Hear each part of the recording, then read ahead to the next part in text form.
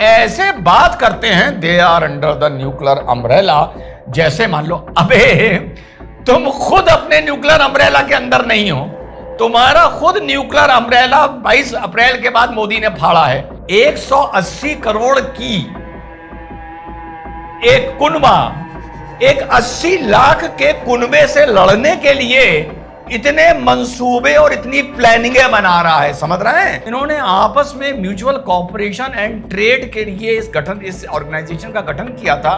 Trade क्या करेंगे? तू मुझे तेल दे दे, मैं तुझे तेल दे दूं, तू मुझे खजूर दे दे, मैं तुझे खजूर दे दूं। इसके अलावा इनके पास देने को है क्या? हाँ, एक और चीज है, तू मुझे ऊंट दे दे, मैं तुझे भी ऊंट दे दूं।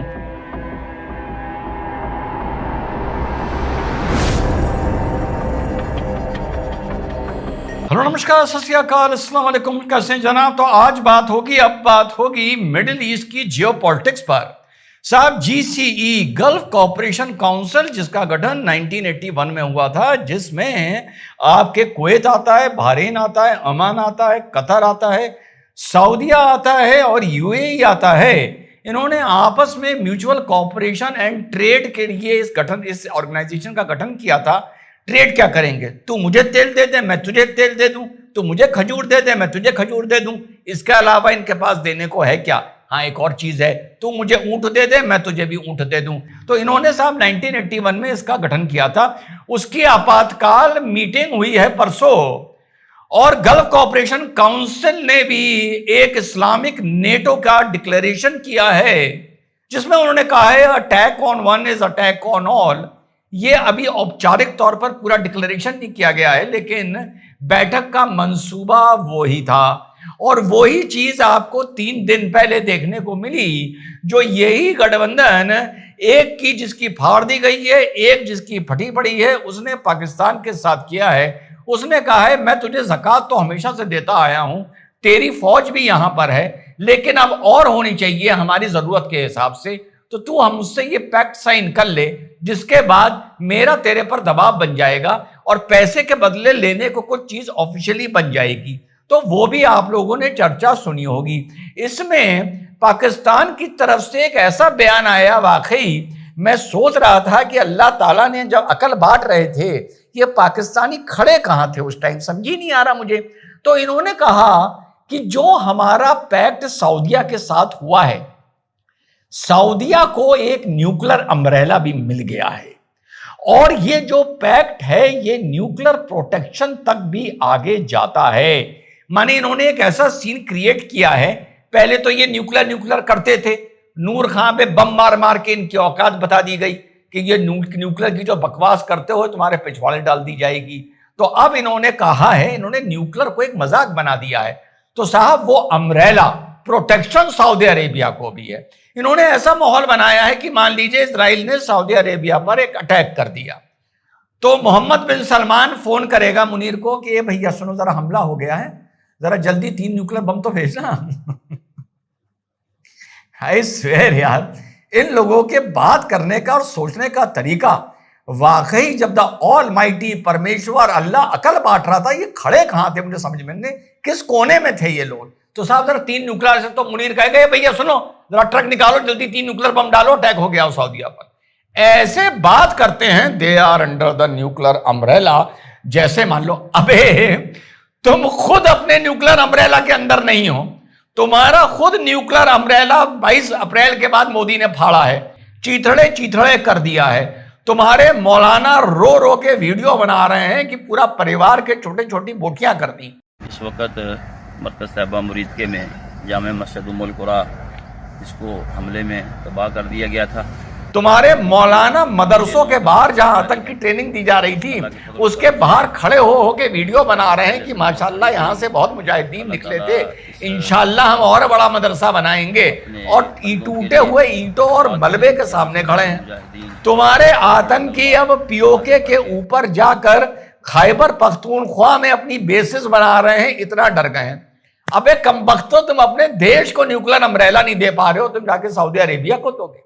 और जिस दिन तुम लोगों ने, बता रहा हूं, पहले बताया था, 7 अक्टूबर को दोहरा दिया, ये सोच के कि अब कोई एक नेटो बना है और फलाना बना है, वो वही हाल करेगा जो उसने हमास का किया है। बस उसने अपने वो हथियार वहां इस्तेमाल नहीं किए हैं जो शायद वो तुम्हारे ऊपर इस्तेमाल कर दे। तो ये गलती उस मुल्क के साथ करने की सोचना मत। लेकिन माशाअल्लाह 180 करोड़ की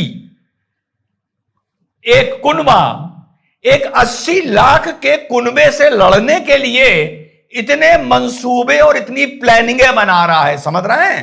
माशाअल्लाह 180 करोड़ 80 लाख से लड़ने के लिए इतने मंसूबे बना रहे हैं। और फिर कह रहा हूं, कोई गलती मत कर देना, वो बहुत मारेगा। तुमको आइडिया नहीं है उसके आर्सेनल के बारे में। अपने देश के बगल में गाजा में तो वो अपने छुटपुट इस्तेमाल कर रहा है सिर्फ।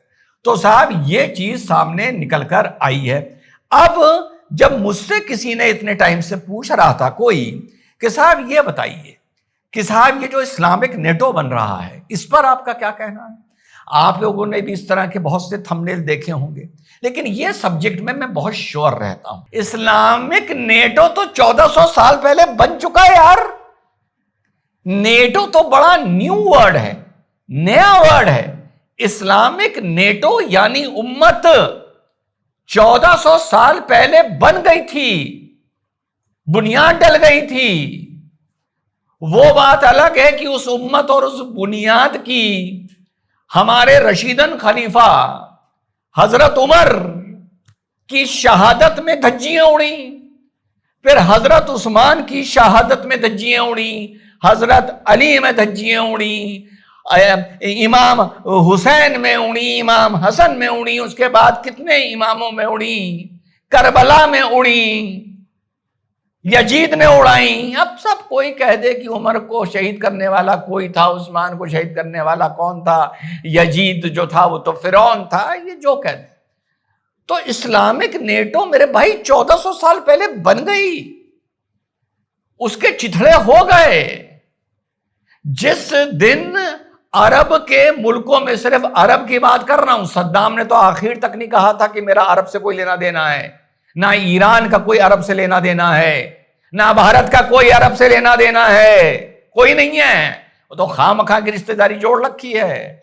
तो जिस दिन बहरीन, कुवैत, ओमान, कतर, सऊदीया, यूएई में बॉर्डर बन गए, आने जाने के लिए पासपोर्ट की जरूरत पड़ने लगी, उस दिन इस्लामिक नेटो यानी उम्मत 1400 साल पहले से जो खत्म होनी शुरू हुई थी वो खत्म हो गई, जहां बॉर्डर खिंच गए। और ऐसी इस्लामिक उम्मत या मॉडर्न वर्ल्ड में जो नए लोग एनालिस्ट लिख रहे हैं इस्लामिक नेटो, ये इससे पहले और भी बनी, 1967 में बनी, जब सीरिया ने, जॉर्डन ने और आपके इजिप्ट ने मिलकर कहा था इजराइल को खत्म करेंगे। ये तब भी बनी। ये 7 अक्टूबर 2023 को भी बनी, जब सोचा गया था इधर से हमास घुसेगा, ऊपर से हिजबुल्लाह आएगा, नीचे से हुती आएंगे और उधर से ईरान आएगा। ये तब भी बनी।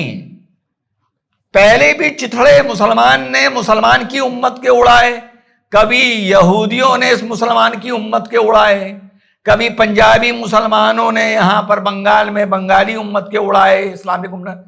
तो ये सब चीजें साथियों पहले हो चुकी हैं, देख चुके हैं। मजेदार बात यह है सबसे ज्यादा इस पूरे किस्से में कि एक बम पड़ा कतर पर, एक बम में GCE भी सामने आ गई, सऊदी भी पाकिस्तान के साथ आ गया कि भैया मेरी रक्षा कर लेना, सुरक्षा कर लेना, हथियार तो मेरे पास बहुत हैं, उनको चलाने वाला भी कोई चाहिए, पेट्रोल बेच के हमने हथियार तो ले लिए हैं, वगैरह वगैरह कुछ भी। पूरी मीटिंगें शुरू हो गई और इसी उम्मत का एक भाई 2 साल से मारा जा रहा है। भाई उम्मत की शान देखिए, वहां इनकी उम्मत नहीं चल रही। अब ये जो नया इनका जो गठबंधन बन रहे हैं, जो नया नेटो और पुरानी उम्मत फिर से रंग दिखा रही है, इसकी एक लाइन मुझे बड़ी अच्छी लगी। अगर ये मैं होता तो मैं कहता भैया ये भी अपने रेजोल्यूशन में ऐड कर दो कि ये उम्मत जो है, ये गाजा की जो पिटाई है उसको उसके लिए नहीं है, उसके अलावा आगे कहीं हो तो उसके लिए है। अब ये जो पिटाई चल रही है इसमें हम इंटरफियर नहीं करेंगे, यही तो हकीकत है ना। लेकिन चलते चलते एक बात बताऊंगा, 2 बात। मुझे यह समझ में नहीं आ रहा कि इजराइल ने कतर पर इस तरीके से अटैक क्यों किया। मुझे नहीं समझ में आ रहा कि जिन लोगों को टारगेट किया गया वो इतने महत्वपूर्ण नहीं थे और इतना ओपनली टारगेट कतर में क्यों किया गया। क्या यह कहीं इजराइल और ट्रंप की कोई मिली भगत तो नहीं कि तुम कतर पर एक बस अटैक कर दो और ये जिस तरीके से रिएक्ट करेंगे, ये जिस तरीके से परेशान होंगे, उस परेशानी का ये रास्ता सिर्फ एक निकालेंगे, वो नेटो फेटो छोड़ो कि ये अमेरिका से हथियार बहुत खरीदेंगे। इसके पीछे क्या बिजनेस का आइडिया था, क्यों ये किया गया, ये आने वाला वक्त बताएगा। मुझे जो डाउट है बस मैं वो आप लोगों के साथ शेयर कर रहा हूं कि ये बड़ी आर्म्स डील की तरफ अमेरिकन आर्म्स मार्केट को ट्रिगर करने के लिए, उसको बढ़ावा देने के लिए ये अटैक इजराइल से करवाया गया है। इस मुद्दे पर नए नजरिए, नए नए तरीके से आप लोगों के सामने रखता रहूंगा। जय हिंद, वंदे मातरम, खुदा हाफिज।